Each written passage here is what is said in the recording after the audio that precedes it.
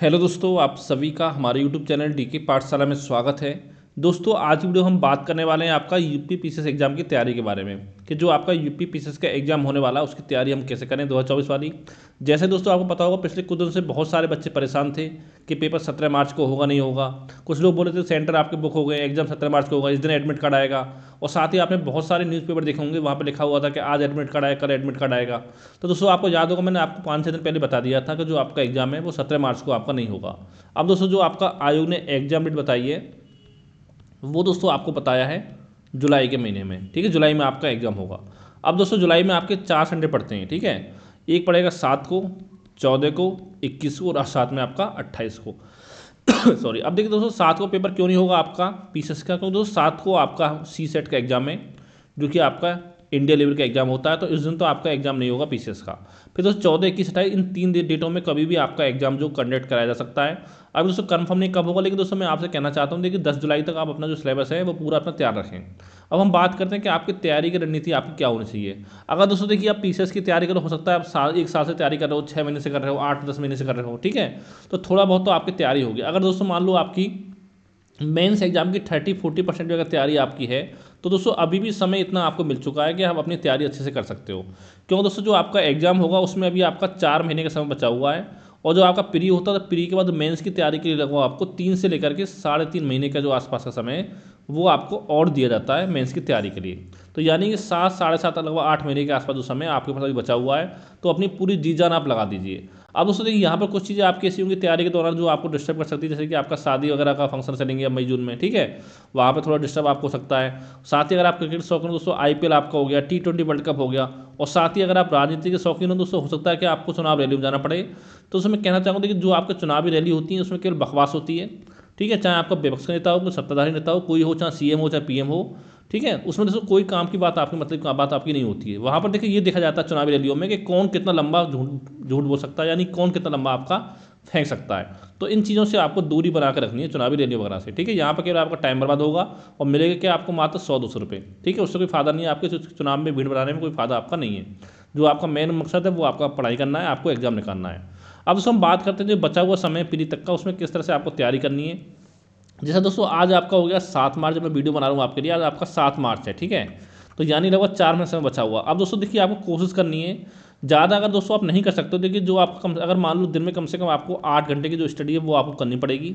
वहाँ पर दोस्तों कोशिश करें 8 घंटे की स्टडी में आप कम से कम 5 घंटे पढ़ें आप केवल मेंस के लिए।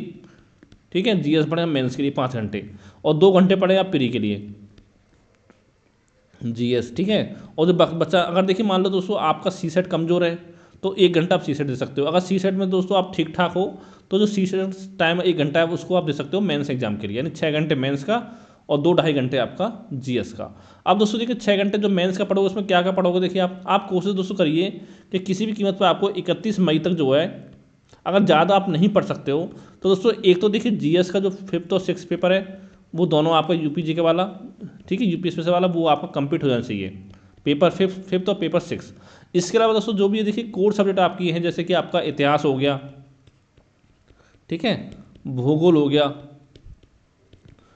राज व्यवस्था आपकी हो गई, और साथ में आपकी अर्थव्यवस्था हो गई। तो ये भी दोस्तों कुछ सब्जेक्ट हैं आपकी, जो दोस्तों ये बड़ी सब्जेक्ट है आपकी मेंस के हिसाब से अगर देखा जाए, तो दोस्तों ये भी आपकी कंप्लीट हो जानी चाहिए 31 मई तक। अब दोस्तों देखिए दोस्तों, अगर आप इतिहास, भूगोल, राजव्यवस्था, अर्थव्यवस्था को अपना कंप्लीट कर लोगे मेंस के हिसाब से, तो लगभग आपकी प्री की एग्जाम की तैयारी भी आपकी हो जाएगी। थोड़ा फैक्ट में बचेगा, वो आपको जो 2 घंटे जीएस दे रहे हो उसमें आपका कवर हो जाएगा। ठीक है, यानी दोस्तों इस तरह से आपको कोशिश करनी है, कम से कम जीएस के 5 और 6 पेपर आपका हो गया। जो पेपर 4th है आपका इथिक्स वाला, उसमें ज़्यादा टाइम आपको नहीं लगेगा, 15-20 दिन में उसको आप समाप्त कर सकते हो चाहो तो। ठीक है, बाकी देखिए जो आपका इतिहास, भूगोल, राजव्यवस्था, अर्थव्यवस्था, इसके अलावा दोस्तों एक आपका IR आता है, यानी कि इंटरनेशनलाइजेशन, जिसको आपको समाप्त करने में आपको थोड़ा टाइम लगेगा। तो इतना कम से कम आप मई तक तैयार कर लीजिए। अब दोस्तों देखिए इसके बाद जो आपका टाइम बचेगा मई के बाद, मान लो पूरा जून मिलेगा आपको, 10-15 दिन आपको जुलाई मिल सकते हैं, यानी कि लगभग 40 दिन के आसपास, जो 40-50 दिन आपको मिलेंगे, उसमें दोस्तों क्या करना, उसमें केवल आपको प्री पर ही फोकस करना है, प्री पर, जीएस प्री की और प्री का सी सेट, उसमें आपको मेंस के लिए नहीं पढ़ना है। और जब आप एग्जाम देके जाओगे, आपको 1-2 दिन रेस्ट करने का, फिर आपको मेंस की तैयारी लग जाना है।